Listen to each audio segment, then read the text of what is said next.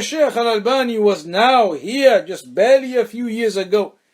We're only talking decades, not centuries. And there he was, in those younger days. A table with 4 seats, that big, not a small 1-person space, 4-person space, a full table, laid out with all of his manuscripts, laid out with all of the books and the page numbers and the references, researching here, turning around that way to that book, opening up that manuscript over there, looking at the notes over here.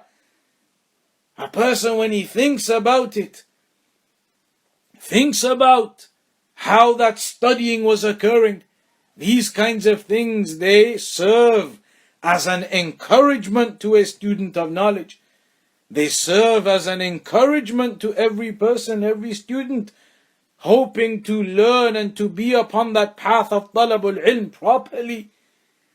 When you imagine that scene of a Shaykh al-Albani there with all of his papers laid out and his manuscripts and his books and his notes flicking back here and there, and we have seen similar kinds of things from the mashayikh who are alive today. Similar types of things have been witnessed from them when you go to their homes and you see them sitting and studying in their office or their library, books laid out everywhere, manuscripts and papers and notes here and there, and they are looking through this and looking through that and this page and that page. It is needed, and that's why the scholars, they say these days, all of this technology that has come about these days, which never existed only maybe 10, 20 years ago. All these encyclopedias now and CDs you can get, type in the search and there you go. Everything is there. You don't need a table to lay out any books or manuscripts. You don't need anything. All you need is a tiny tablet and everything is there for you. But that is problematic. The scholars, the teachers in Medina, they used to mention it is problematic. You will not become a strong student of knowledge if you rely upon that method. You rely upon the search engine to find you everything. That will weaken the student of knowledge.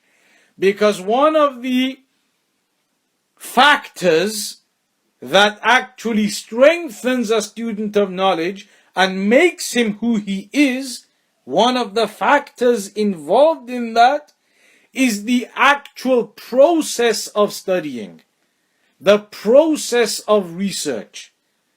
You imagine you're looking for a hadith, and that particular hadith, for example, you know it's in a particular book, but that book is 8 volumes big, and it doesn't have any index page. In the olden days, when they used to print books, there was no such thing as index page, contents page.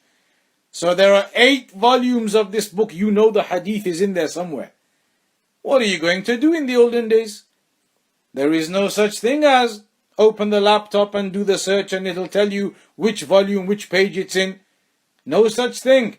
The only method in those days was to sit down, pick up volume number 1, page number 1, and start reading through it.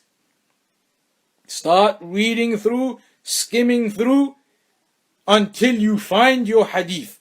You may end up reading through, or generally skimming through, the whole of volume 1, and who knows how many benefits you will pick up in doing that, but you don't find your hadith.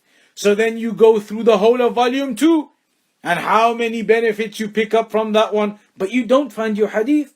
Maybe you go through to volume 6 until you come across that hadith you were looking for, but how much knowledge have you just gained from that weeks maybe, or days at least, of researching through that whole book, volume after volume, benefit after benefit, until you found your hadith? Where is that student going to be in terms of his benefit compared to the one who sat down and pressed enter and there was the hadith right in front of him? It is the difference between the skies and the earth, as they say. No doubt that technology is there these days to aid you as a supplement, to help you along, to quicken the process. You can get the reference, it's in this book, it's in that book, make it a little easier for yourself, yes. But to rely upon that, press the enter, there's the hadith, copy and paste, never open a physical book in your life, then that will certainly weaken the student of knowledge.